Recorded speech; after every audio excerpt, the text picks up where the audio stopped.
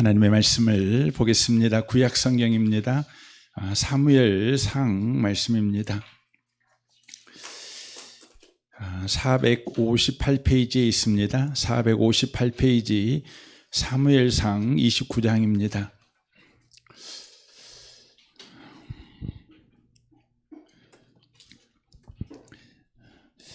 사무엘상 29장 1절 말씀부터 11절까지 기록된 말씀을 보겠습니다. 같은 목소리로 말씀을 읽겠습니다. 블레셋 사람들은 그들의 모든 군대를 아벡에 모았고 이스라엘 사람들은 이스르엘에 있는 셈 곁에 진쳤더라.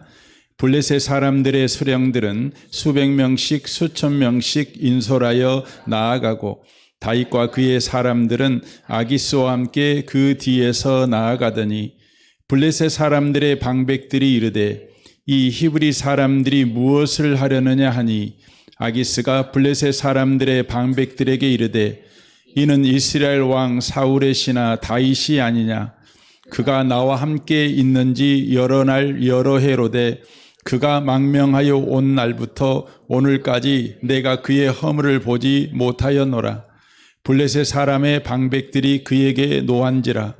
블레셋 방백들이 그에게 이르되 이 사람을 돌려보내어 왕이 그에게 정하신 그 처소로 가게 하소서. 그는 우리와 함께 싸움에 나아가지 못하리니 그가 전장에서 우리의 대적이 될까 하나이다. 그가 무엇으로 그 주와 함께 화합하리이까? 이 사람들의 머리로 하지 아니하겠나이까? 그들이 춤추며 노래하여 이르되 사울이 죽인 자는 천천히요 다윗은 만만이로다 하던 그 다윗이 아니니까 하니 아기스가 다윗을 불러 그에게 이르되 여호와께서 살아계심을 두고 맹세하노니 네가 정직하여 내게 온 날부터 오늘까지 내게 악이 있음을 보지 못하였으니 나와 함께 진중에 출입하는 것이 내 생각에는 좋으나 수령들이 너를 좋아하지 아니하니 그러므로 이제 너는 평안히 돌아가서 블레셋 사람들의 수령들에게 거스려 보이지 하지 말라 하니라. 다윗이 아기스에게 이르되 내가 무엇을 하였나이까? 내가 당신 앞에 오늘까지 있는 동안에 당신이 종에게서 무엇을 보셨기에 내가 가서 내 주 왕의 온수와 싸우지 못하게 하시나이까 하니 아기스가 다윗에게 대답하여 이르되 네가 내 목전에서 하나님의 전령같이 선한 것을 내가 아나 블레셋 사람들의 방백들은 말하기를 그가 우리와 함께 전장에 올라가지 못하리라 하니 그런즉 너는 너와 함께 온 내 주의 신하들과 더불어 새벽에 일어나라. 너희는 새벽에 일어나서 발거든 곧 떠나라 하니라. 이에 다윗이 자기 사람들과 더불어 아침에 일어나서 떠나 블레셋 사람들의 땅으로 돌아가고 블레셋 사람들은 이스라엘로 올라가니라. 아멘. 아멘. 이 밤에 함께 예배하는 모든 분들 가운데 이 말씀의 축복이 함께 하시기를 주님의 이름으로 축원합니다. 우리 계속해서 사무엘서 말씀을 나누고 있습니다. 오늘 본문을 여러분 쭉 읽어보시면 지금 다윗이 블레셋에 망명한 지 정확한 날짜는 알 수는 없지만 대략 2년 가까이 넘었을 때 바로 일어난 사건을 다루고 있습니다. 지금 다윗이 영적으로 보면 아주 위험한 상황 가운데 처해 있는 것을 보게 되어집니다. 바로 블레셋 군대가 이스라엘을 치러 가는데 함께 가고 있는 것입니다. 1절을 보십시오. 블레셋 사람들은 그들의 모든 군대를 이 아벡에 모았고 이스라엘 사람들은 이스르엘에 있는 셈 곁에 진쳤더라. 블레셋 사람들의 수령들은 수백 명씩 수천 명씩 인솔하여 나아가고 다윗과 그의 사람들은 아기스와 함께 그 뒤에서 나아가더니라고 말하고 있습니다. 이 장면이 지금 얼마나 심각한 장면인지 여러분과 제가 다윗이 누구인지를 알면 금방 이해가 될 것입니다. 다윗은 하나님의 기름 부음을 받은 이스라엘의 왕입니다. 그런데 지금 하나님의 백성 된 이스라엘을 향해서 칼을 들고 지금 나아가고 있는 것입니다. 이건 단순한 실수가 아닙니다. 다윗이 영적으로 얼마나 무너져 있는 상태인가를 바로 보여주고 있는 장면입니다. 그러니까 하나님의 백성 이스라엘을 섬기라고 세워진 왕이 이스라엘을 죽이기 위해서 칼을 들고 바로 이스라엘을 향해서 나아가고 있는 것입니다. 바로 블레셋이 이스라엘의 온수 아닙니까? 그런데 온수된 블레셋의 편에 서서 바로 이스라엘을 망가뜨리겠다고 지금 나아가고 있는 것입니다. 그런데 우리 하나님께서 어떻게 하십니까? 막으십니다. 어떻게 막습니까?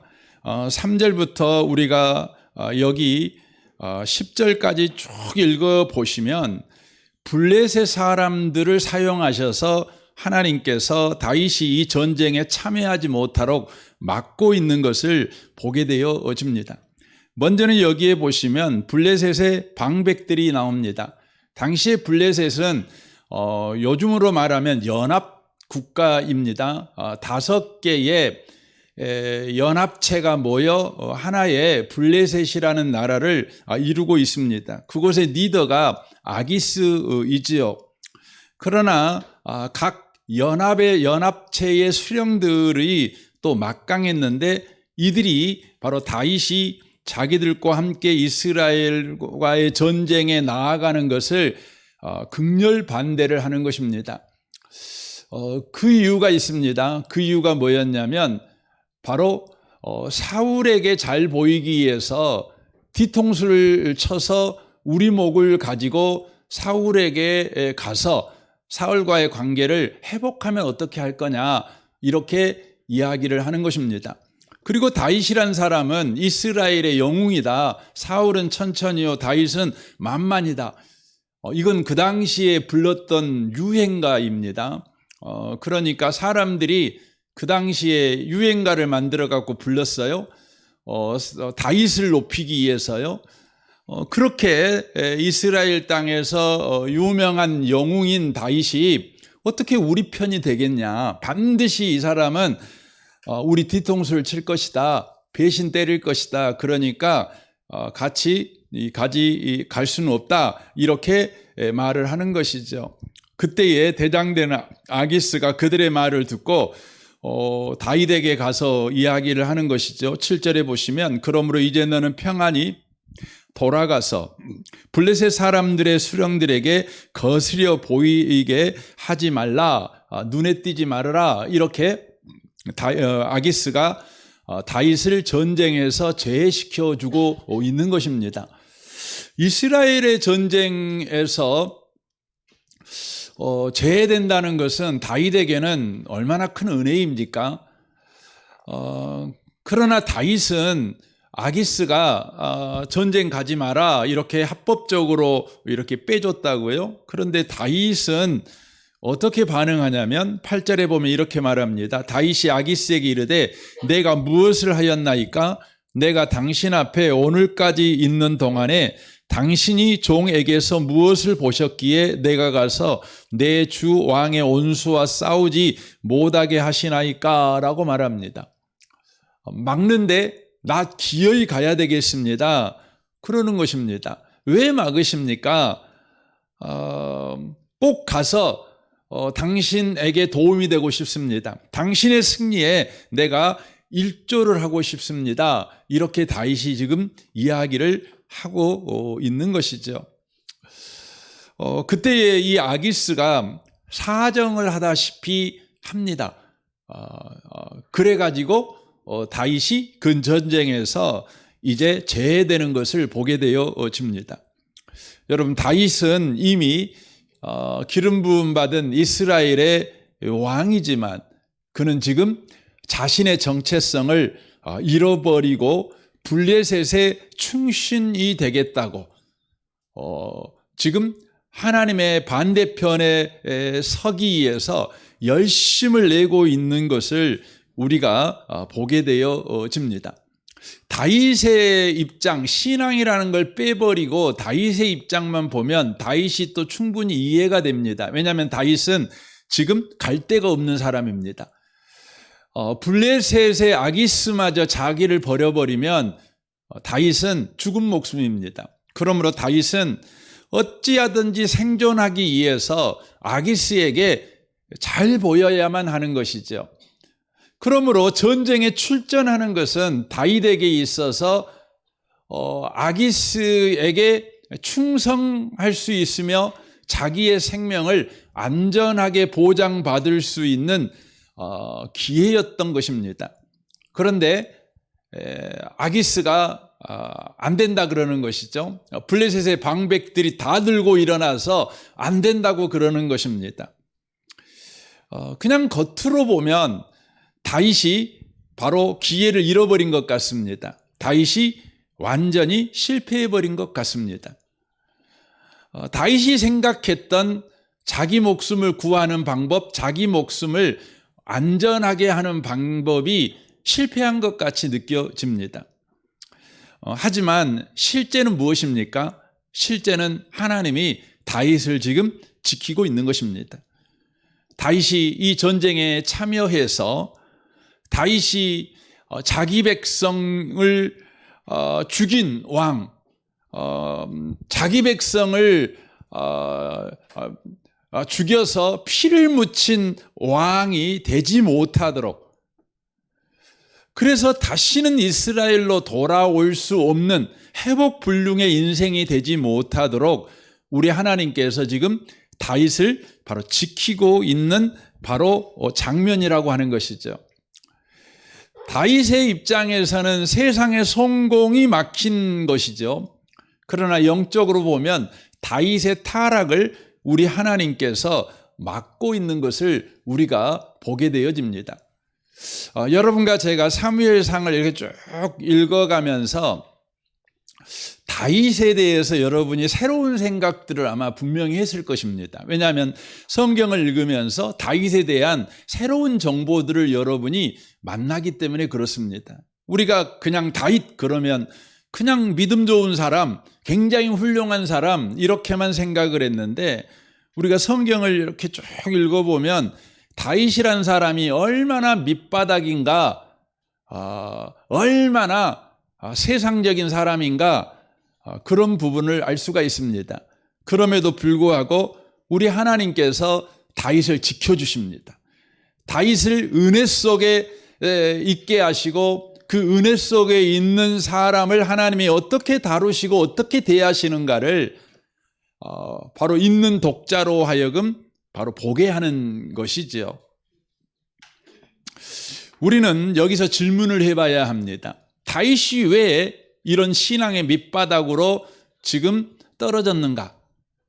그가 지금 믿는 사람으로서는 도저히 해서는 안 되는 행동, 그러니까 그 믿는 자를 죽이는, 이스라엘 백성을 죽이는 그 전쟁에 진심을 다해서 나가고 싶다, 막지 말아라, 내 진심을 왜 못 알아주냐, 제발 나가게 해주라, 이렇게 몸부림치는 수준의 사람이 돼버렸는가?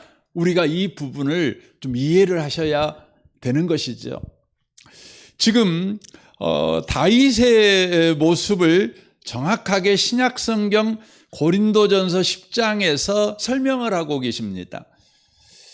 고린도서 10장 1절을 보면 이렇게 말씀이 돼 있어요. 형제들아, 나는 너희가 알지 못하기를 원하지 아니하노니 우리 조상들이 다 구름 아래 있고 바다 가운데로 지나며 모세에게 속하여 다 구름과 바다에서 세례를 받고 다 같은 신령한 음식을 먹으며 다 같은 신령한 음료를 마셨으니 이는 그들을 따르는 신령한 반석으로부터 마셨음에 그 반석은 곧 그리스도라라고 말하죠.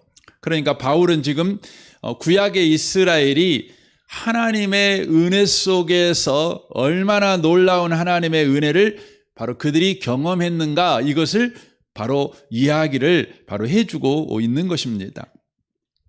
다윗도 마찬가지죠. 우리가 사무엘상 17장부터 쭉 보시면 다윗이란 사람이 하나님의 은혜 속에서 얼마나 보호받고 또 하나님의 은혜 속에서 얼마나 참으로 복된 삶을 살아가는가를 우리가 확인할 수 있지 않습니까? 그런데 이런 은혜를 경험한 백성들이 7절부터 10절을 보면, 고린도전서 10장 7절부터 10절에 보면 어떻게 사냐면 그들은 우상 숭배하며 삽니다. 음행하며 삽니다. 의심하고 삽니다. 원망하고 살아갑니다. 그러니까 다윗이 지금 자기의 목숨을 살리기 위해서 블레셋 땅에 가가지고 하나님의 백성을 죽이는 전쟁에 참여해서 하나님의 백성을 죽이는 일로 자기의 생명을 안전하게 만들고 이방 사람, 그 블레셋 사람들에게 인정받고 싶어하는 지금 모습을 보여주는 것과 똑같은 것이죠. 여러분과 제가 은혜 받고 여기까지 왔지 않습니까? 그러나 저와 여러분들도 얼마든지 다윗처럼, 그리고 구약의 이스라엘 사람들처럼 하나님의 은혜 속에 살고 있는 사람과 전혀 다른 인생을 살아갈 수 있다는 것입니다. 그렇다면 왜 구약의 이스라엘이, 왜 다윗이 이렇게 은혜에 반하는 삶을 살아가게 되었습니까? 고린도전서 10장 11절이 그것을 우리에게 말해줍니다. 그들에게 일어난 이런 일을 본보기가 되고 또한 말세를 만난 우리를 깨우치기 위하여 기록되었느니라. 그런즉 선줄로 생각하는 자는 넘어질까 조심하라, 이렇게 되어 있습니다. 그러니까 이 이야기는 지금 구약의 이스라엘을 고발하기 위해서, 또 오늘 본문 사무엘상 29장 다윗을 고발하기 위해서 성경에 이 이야기가 써져 있는 것이 아니라 오늘날 저와 여러분에게 하나님께서 말씀을 하시기 위해서 지금 그 이야기를 한다는 것이죠. 근데 그들이 왜 넘어졌는가? 바로 선줄로 생각하는 자였기 때문에 그렇다는 거예요. 선줄로 생각했다는 거예요. 여러분, 이 말을 꼭 기억하시면 좋겠어요. 여러분과 제가 언제 넘어지냐? 그러면 약할 때 넘어지는 게 아니에요. 선줄로 생각할 때 넘어진다는 겁니다. 은혜 받은 사람이 언제 넘어집니까? 안 믿는 사람과 방불한 삶을 삽니까? 아니, 안 믿는 사람보다 더 잔인하고 지독하게 그렇게 살아갈 수 있습니까? 선줄로 생각할 때 그런다는 것입니다. 이 선줄로 생각한다는 이 말이 어떤 의미냐면, 자신은 이미 굳게 서 있는 사람이라는 생각을 하는 자라는 말입니다. 자기는 이미 굳게 선 자예요. 나는 어떤 환경에도, 어떤 상황에도, 어떤 조건에도 나는 넘어지지 않아. 나는 믿음의 삶을 살 수 있어. 이렇게 생각하는 사람이라는 것이죠. 나는 기도의 삶을 살아갈 수 있어. 나는 믿는 자답게 살아갈 수 있어. 이렇게 자신이 굳게 서 있는 사람이라고 생각한다는 것이죠. 이걸 더 정확하게 풀면 스스로 나는 괜찮아, 나는 무너지지 않아, 나는 이미 믿음 위에 서 있는 사람이야, 이렇게 자기 자신을 믿는 사람, 이 생각을 갖게 될 때 그 순간 이 사람은 이미 무너지기 시작한 사람이라고 하는 것입니다. 선줄로 생각하는 사람. 이 초신자들은 그렇게 생각 안 해요. 다윗 정도로 그냥 골리앗을 그냥 돌 하나로 죽이기도 하고, 수없이 많은 전쟁에서 하나님의 은혜로 승리 경험을 해본 사람들, 기도하면 응답받고 또 예배하면 은혜로운 예배도 드려본 경험이 있는 사람들, 그 사람들에게 넘어지게 하는 것이 그 마음속에 찾아온다는 것이죠. 그게 뭐냐면, 내가 섰어. 나는 어떤 경우에도 넘어지는 사람이 아니야. 이 마음이 여러분과 저에게 있었을 때 그런다는 겁니다. 왜 그러면 무너질까요? 그런 마음이 나쁜 마음입니까? 아니죠. 여러분과 제가 나는 어떤 환경에도 어떤 상황에도 믿음 있는 삶을 살아갈 수 있는 사람이야. 여러분 이런 마음을 갖는 게 얼마나 귀합니까? 그런데 그 마음이 무너지는 마음이래요. 왜냐하면 예레미야 17장 9절을 이렇게 말합니다. 만물보다 거짓되고 심히 부패한 것이 마음이라. 사람의 마음이에요.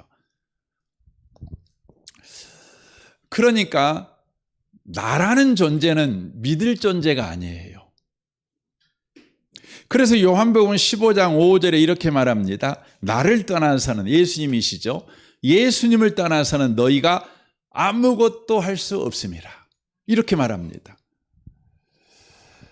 네가 많은 신앙 경험을 통해서, 많은 기도 응답의 경험을 통해서, 또 많은 교회 일을 하면서 네가 성공적으로 인생을 살았다고 할지라도 그것은 하나님이 베푸신 은혜가 일한 결과이지 네가 만들어낸 결과가 아니라는 것입니다. 그런 일을 통해서 우리가 확인해야 되는 것은 주 없이는 안 돼요를 붙잡아야지. 나도 뭔가 해낼 수 있어. 이 마음을 가지면 우리는 넘어진다는 것입니다. 여러분 예수 믿는 사람은 어떤 사람일까요? 예수 믿는 사람은요, 애굽 땅과 같은 사람이 아니고 가나안 땅 같은 사람들이에요. 여러분과 저의 정체성을 절대 잊어먹지 마셨으면 좋겠습니다. 신명기 11장 10절을 보시면 거기에 보면 애굽 땅하고 가나안 땅을 비교해 놓은 말씀이 있습니다. 보십시오.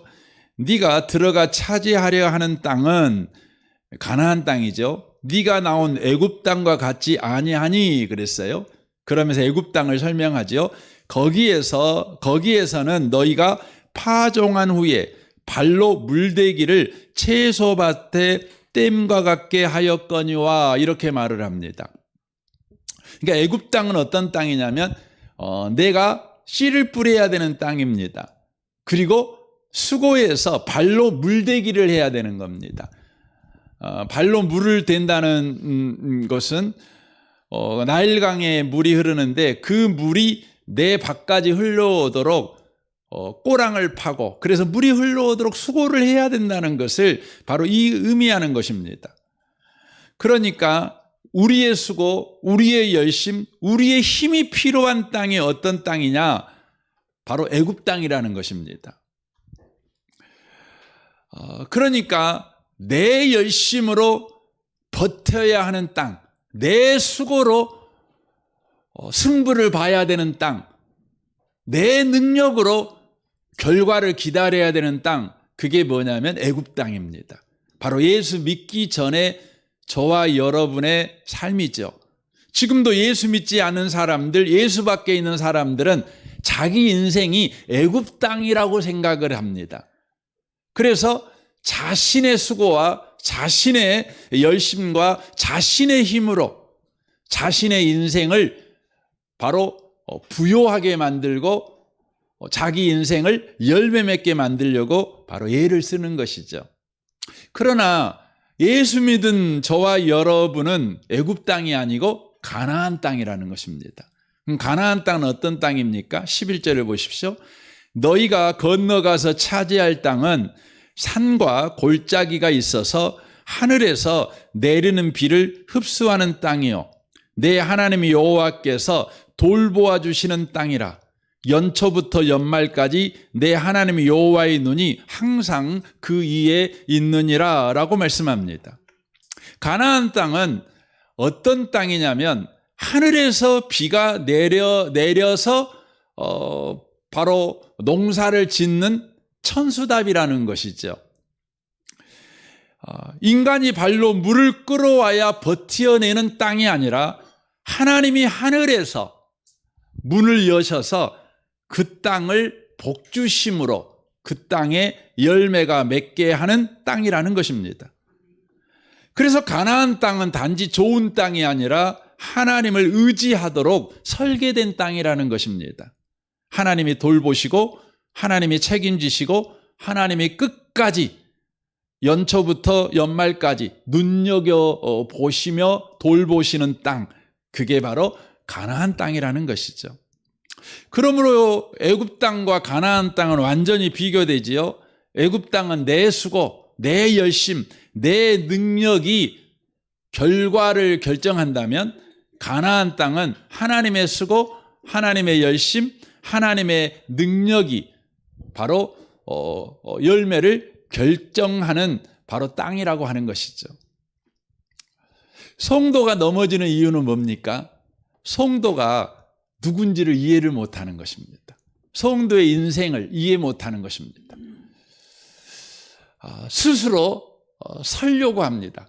하나님 없이 이 정도 내가 교회 생활했으면, 내가 이 정도로 성경 공부를 했으면, 내가 이 정도로 봉사 생활을 많이 했고 성경 지식을 내가 가지고 있다면, 내가 어떤 상황, 어떤 형편, 어떤 처지에서도 내가 믿는 자의 삶을 살아갈 수 있어 라고 생각한다는 겁니다. 이게 뭐예요?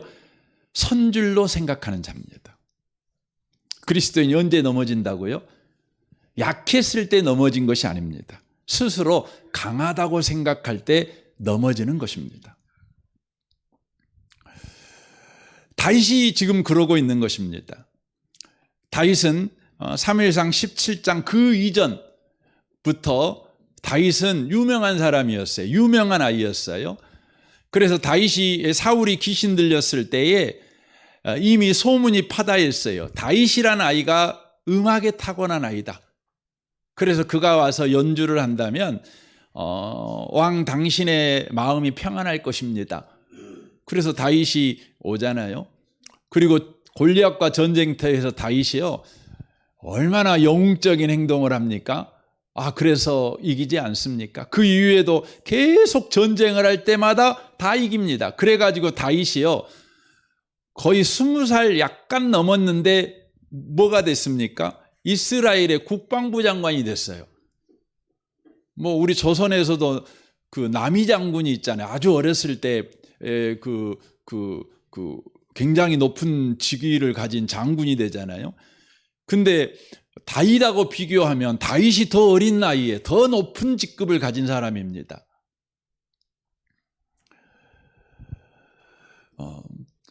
그렇게 하나님의 은혜로 그가 승승장구한 거죠.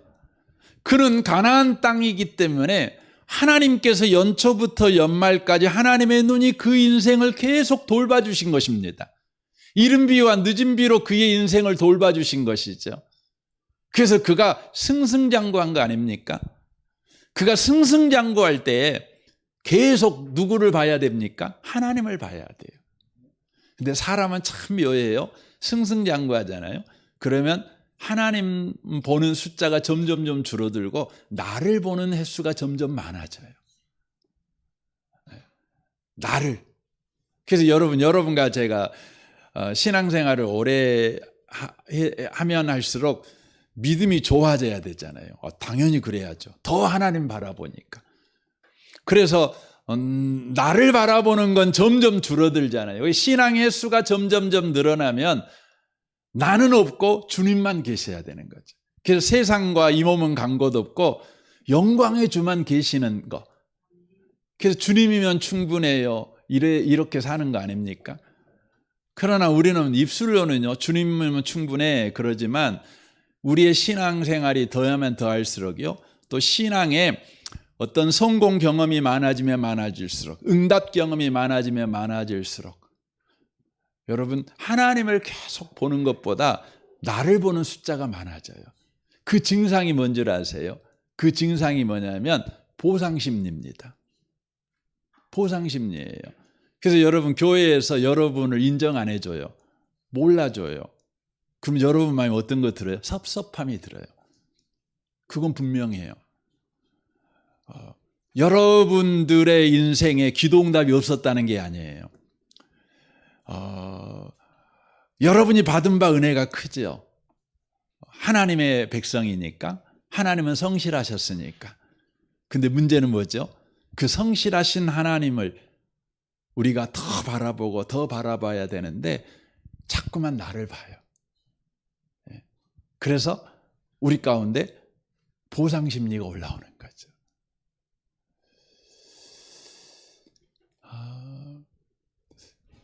여러분, 최고의 보상이 뭘까요? 그 데카르트라는 분이 계셔요. 여러분 잘 알죠? 나는 생각한다, 거론하는 존재한다. 이게 서양 역사를 바꾼 분기점이 되는 그 말이라 그러죠. 그러니까 나로부터 시작하게 하는 서양 철학의 분기점을 이룬다 그러죠. 그러나 데카르트는 원래 그런 의도로 한 게 아닙니다. 데카르트는 정말 신실한 그리스도인입니다. 데카르트가 많은 설교를 남겼습니다.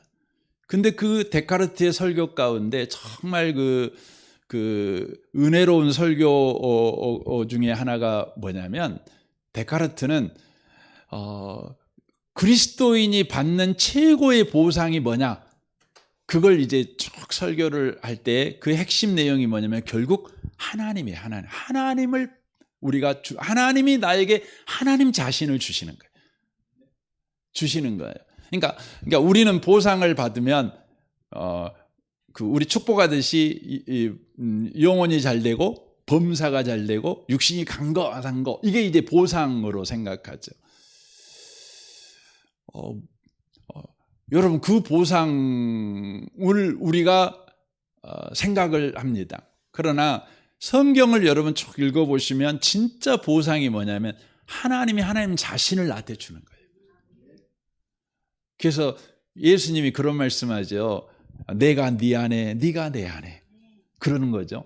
그러니까 이 하나님에게 최고의 보상, 그러니까 우리가 하나님께 드릴 수 있는 최고가 뭐예요? 나예요, 나. 그렇죠? 그와 같이 하나님이 우리한테 줄 수 있는 최고의 것이 뭐냐면 하나님 자신이에요. 그러나 우리는 하나님 손에 있는 걸 더 구하지요. 우리가 은혜를 받으면 받을수록 하나님을 바라보고 하나님 바라봐야 되는데 나를 보죠. 그래서 어느 순간인가 선질로 생각합니다. 나는 어떤 경우, 어떤 환경에서도 믿음의 인생을 살 수 있어. 선질로 생각합니다. 지금 다윗이 블레셋에 있습니다. 다윗이 블레셋에 간 이유는 사울의 칼날을 피해서 블레셋에 도망간 것도 있죠. 그러나 그의 심령 안에 또 다른 하나의 마음이 있었다는 것입니다. 그 마음이 뭐냐면 나는 블레셋에 가도 믿음 지킬 수 있어. 나는 블레셋에 가도 믿음으로 살 수 있어. 하나님의 사람답게 살 수 있어. 이 마음이 그 안에 있었다는 겁니다. 그러니까 어떻게 돼요? 넘어지는 것이죠. 저는 여러분도 축복하고 저도 축복하고 싶습니다. 그건 뭐냐면 신앙의 더해감에 따라서 나를 보지 않고 주님만 더 봤으면 좋겠습니다. 베드로가 그러잖아요. 여러분이 잘 아는 성경의 사건이잖아요. 예수님이 물 위에 걸어오니까 베드로가 보고 나도 걷고 싶습니다 그러잖아요. 주님이 그래라, 그러니까 물 위에 걷지 않습니까? 물 위에 걷는 거죠. 대단한 거 아닙니까? 그런데 계속 주님을 바라볼 때는 걸었잖아요. 근데 그가 어떻게 해요? 자기 자신과 물을 보는 거죠. 그랬더니 어떻게 해요? 뽕 빠지는 거죠. 우리는 순전한 신앙을 가져야 된다는 의미는 어떤 의미입니까? 그것은 계속 주님을 바라보는 것입니다. 다윗이 지금 이스라엘을 공격하는 일에 블레셋과 한 팀이 되어서 내가 가서 이스라엘을 내가 죽이겠습니다. 블레셋 방백들이 나서서 안 돼, 너는 안 돼. 네가 언제 뒤통수 칠란가 몰라.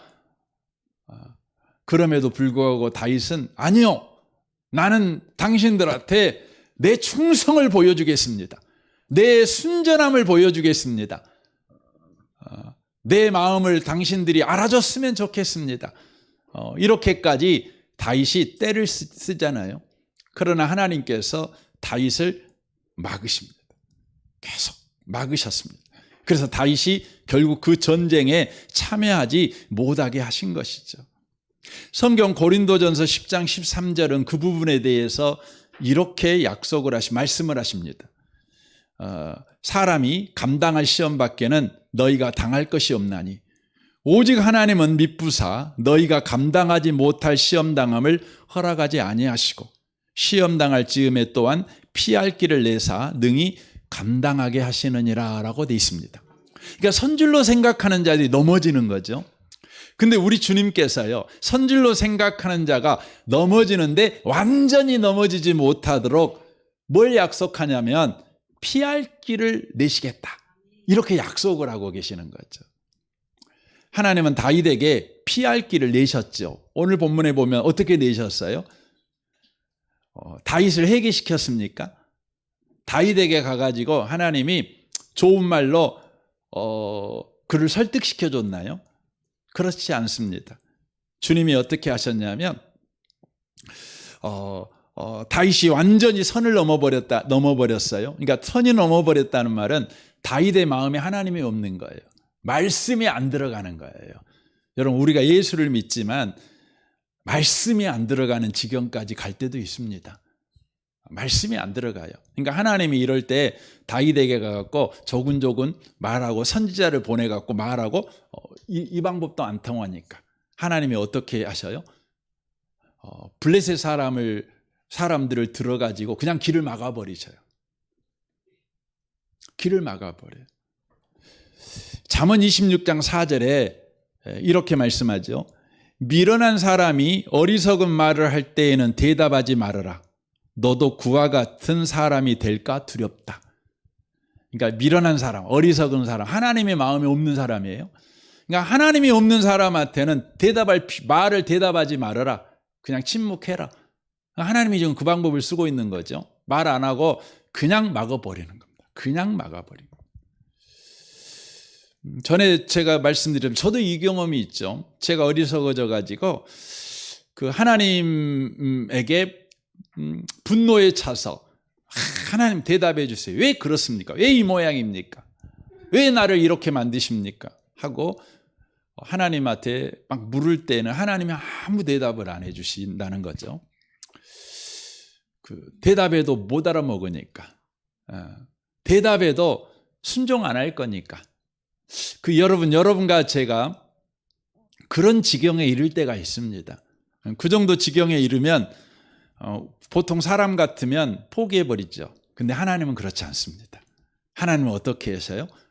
그냥 대답 안 하고 그냥 길을 막아버려요. 그냥. 하나님은 다윗에게 피할 길을 주십니다. 어떻게 해요? 바로 그의 길을 막아버립니다. 그가 전쟁에 나아가지 못하도록 막아버리는 것이죠. 막아버리는 것입니다. 사랑하는 성도 여러분, 예수 믿는 사람인데 길이 막혔습니까?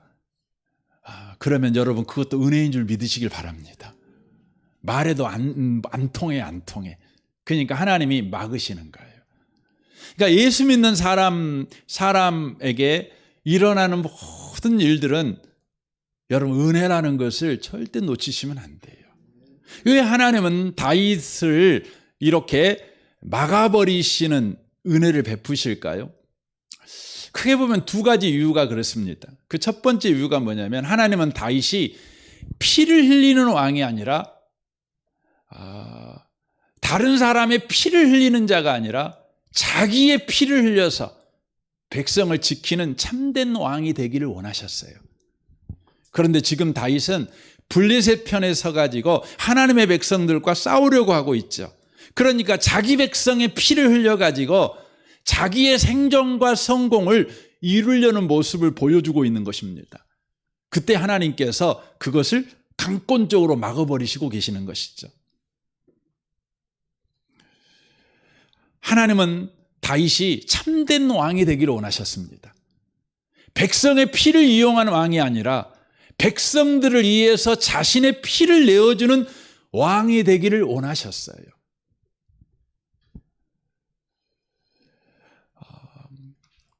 성경은 참된 왕이 바로 그런 왕이라는 것을 우리에게 말해주고 있습니다. 다윗이 참된 왕이 되기를 원하셨어요. 여러분, 성경에 참된 왕의 모습이 누구에게서 완성되나요? 예수 그리스도에게서 완성됐죠. 그래서 마태복음 10장 45절 이렇게 말씀하잖아요. 인자가 온 것은 섬김을 받으려 함이 아니라 도리어 섬기려 하고 자기 목숨을 많은 사람의 대속물로 주려 함이니라 라고 말씀합니다. 이게 바로 하나님 나라의 왕의 모습입니다. 다윗은 세상 나라의 왕으로 세워진 자가 아니라 하나님 나라의 왕의 모형으로 세워진 자입니다. 바로 예수 그리스도, 참된 왕이신 예수 그리스도의 모형으로 세워질 바로 자입니다. 그런 까닭에 다윗의 삶은 예수 그리스도가 어떤 분이신가를 바로 계시하는 일에 그의 삶이 목적이 있습니다. 만약 다윗이 이 전쟁에서 참여했다면 그는 참된 왕이신 예수님의 모형이 될 수 없는 것입니다. 그래서 하나님은 다윗을 강제로라도 그가 가는 길을 막으셔서 다윗이 백성의 피를 흘려 왕이 되는 길이 아니라 자신의 피를 흘려 백성을 살리는 왕이 되는 길을 걸어가도록 그렇게 하셨다는 것입니다. 오늘날도 저와 여러분의 삶에 주님은 그렇게 일하십니다. 누군가의 피를 흘려 내 성공과 내 안정을 보장받으려는 삶을 살아가는 삶의 방식이 있다면 우리 주님은요, 언제든지 여러분의 앞길을 막으실 것입니다. 여러분을 실패하게 할 것입니다. 여러분을 눈물 나게 할 수도 있습니다. 때때로 여러분을 병들게도 할 수 있습니다. 그때 여러분과 제가 깨달으셔야 됩니다. 내 안에 참된 왕이신 예수가 계시고 나는 참된 왕이 예수라는 것을 내 삶을 통해서 바로 보여줘야 되는 바로 신분을 가진 자라는 것을 깨우치기 위해서 주께서 내 길을 막으셨구나. 그래서 여러분 돌이켜서요, 누군가의 피눈물을 흘리게 해서 여러분의 성공과 생존을 보장받으려고 하지 마시고 여러분의 것을 허비하셔서 누군가를 살리는 인생을 살아내시는 복 있는 분들이 다 되시기를 바랍니다. 또한 두 번째로는 왜 하나님이 다윗의 길을 막으셨습니까? 그것은 다윗으로 하여금 과거의 은혜가 아니라 오늘의 은혜로 사는 왕을 만드시기 위해서입니다. 다윗은 자신이 과거의 많은 승리 경험, 은혜를 받은 그 경험을 붙들고 지금 블레셋에 와서 나는 넘어지지 않아 그렇게 선줄로 생각한 사람이었습니다. 근데 넘어졌잖아요. 그 넘어짐을 통해 우리 하나님께서 그에게 가르치시는 게 있어요. 그거 뭐죠? 예수 믿는 사람의 삶은, 참된 왕의 삶은 어제 받았던 은혜로 오늘을 사는 자가 아니라 오늘 받은 은혜로 오늘을 바로 사는 자라는 것이에요. 매일매일 새롭게 부어지시는 하나님의 은혜를 공급받아 바로 살아가는 자가 참된 왕으로 살아갈 수 있다는 것입니다. 사랑하는 성도 여러분, 은혜가 뭔지를 잘 알으셔야 합니다. 어제의 은혜는 어제의 은혜예요. 어제의 은혜를 붙들고 오늘을 살려고 하면 어제의 은혜가 여러분을 병들게 한다는 걸 꼭 아셔야 돼요. 이것을 잘 보여주는 것이 구약에서 광야의 만나죠. 만나는요, 매일매일 내렸어요. 그래서 매일매일 그날 먹을 것을 그날 걷어서 그날 다 먹어야 되는 거예요. 내일까지 먹겠다고 감춰놓으면 어떻게 되는 겁니까? 벌레가 나고 악취가 나는 것이죠. 그거 먹으면 병들게 되는 거죠. 은혜인데 병이 들어요. 그것은 하나님이 오늘 내게 필요한 은혜를 또 주시겠다. 하나님은 신선한 은혜를 매일 공급하시는 분이시다. 이것을 우리에게 보여주시기 위해서라는 것이죠. 이스라엘 민족이 바벨론 포로로 끌려갑니다. 얼마나 고통스럽습니까? 에레미야가 그 장면을 보며 슬픈 노래를 부르죠. 그게 에레미야가 아닙니까? 그런데 그 좌절의 순간에도 에레미야가 소망을 보죠. 왜 소망을 갖습니까?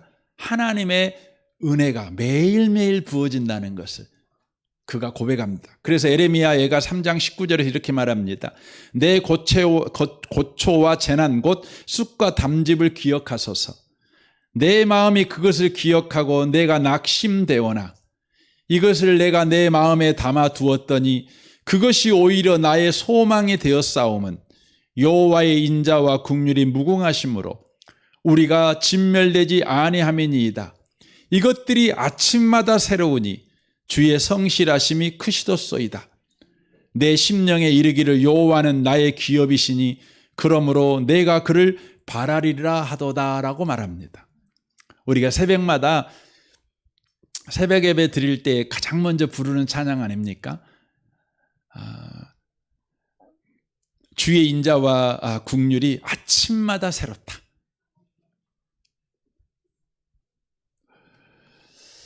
그래서 여러분 참된 왕, 하나님 나라의 왕들은 어떻게 살아야 됩니까?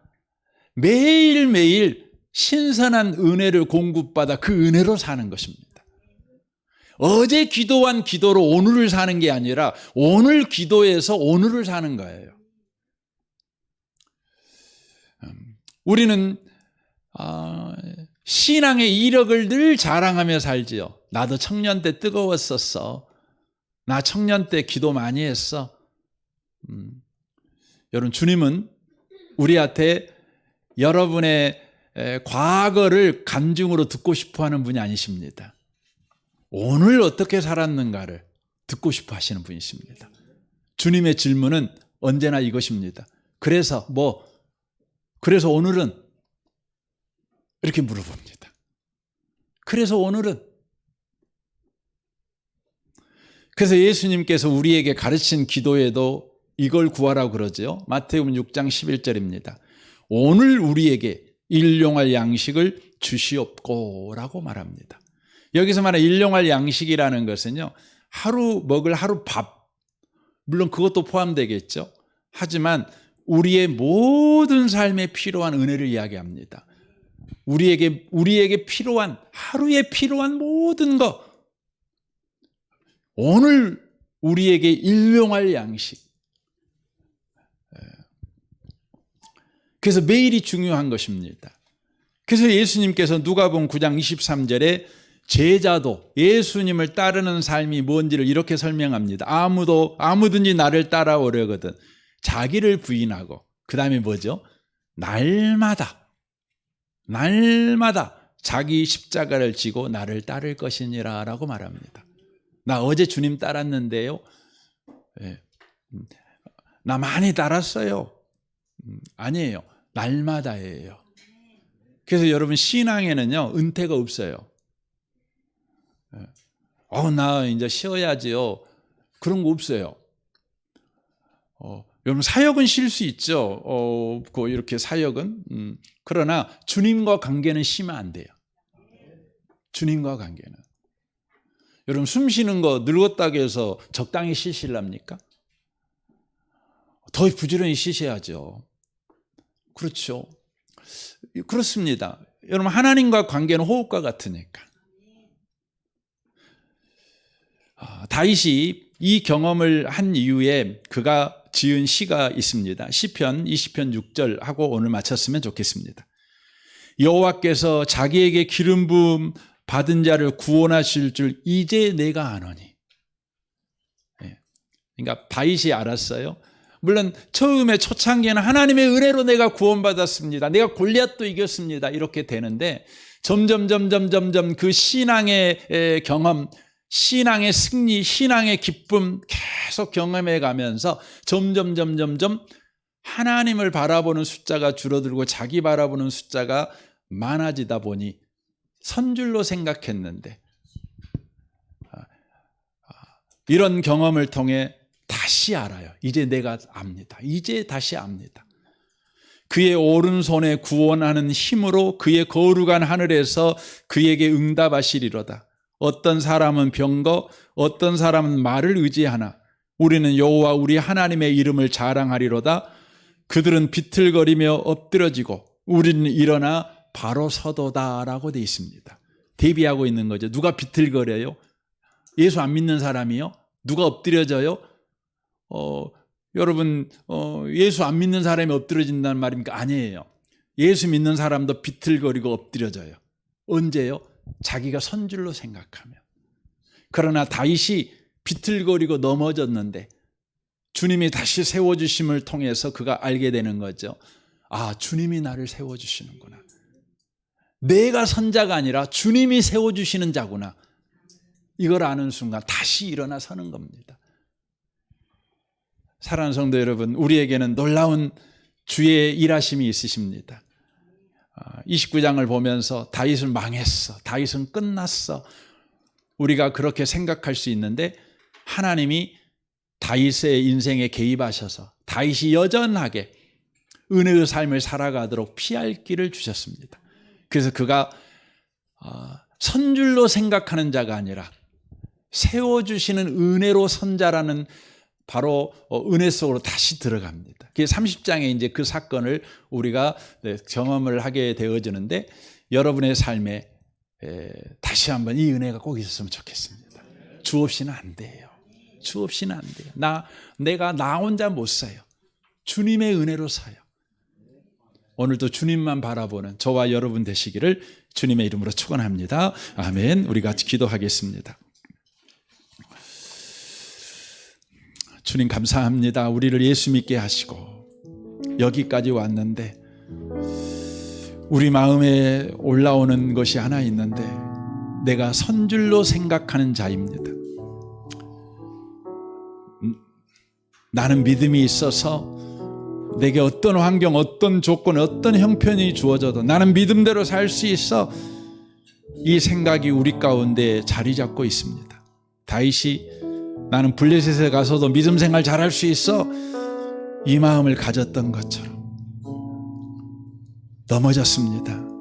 그러나 주님은 버리지 아니하시고 개입하셔서 다시 하나님의 은혜로 세우심을 경험했습니다. 주여, 내가 선자라는 생각을 버리게 하시고 하나님이 세워주신 자라는 믿는 자의 현실, 나는 애굽 땅이 아니라 가나안 땅이라는 그 정체성을 가지고 여전히 주만을 의지하며 살아가는 자 되게 하옵소서. 우리 같이 이 시간 잠시 기도하겠습니다. 오 하나님 아버지 감사합니다. 오 주님 감사합니다.